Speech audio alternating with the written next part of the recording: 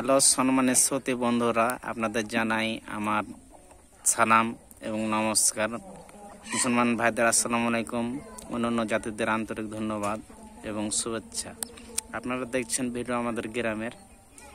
আমি একটা বিশাল ভিডিও আপনাদের দেখাতে চাই, মানুষের চোখ খুলবে কিনা বলতে পারছি না, কিন্তু আপনারা চোখের সামনে দেখছেন যে আমাদের বাংলাদেশে ধান আবাদ হয় এবং অনেক কিছু আবাদ হতে পারে।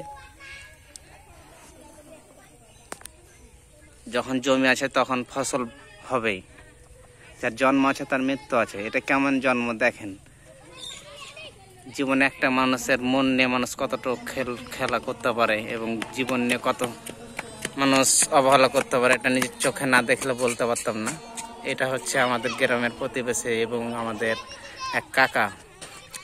ওনার জীবনটা আজকে নিজের পরের সুখের জন্য আজকে নিজের জীবনটাই এমন অবস্থা, নিজের ওয়াইফের জন্য, নিজের সংসারের জন্য, নিজের সন্তানের জন্য আজকে এই অবস্থা। নিজের চোখে না দেখলে বুঝতে পারতাম না। আপনারা দেখছেন, এটাই বিশ্বাস করতে হবে, না বিশ্বাস করলে কিছু করার নেই। আমি সত্য কথাই বলছি, আপনাদের মিথ্যা কথা বলার কোনো মানে আসে না। এই যে আপনারা ভিডিও দেখছেন আমাদের নাচল থানা থেকে এবং গ্রাম পণ্ডিতপুর। আমার নাম শ্রী রবীন্দ্র সিং।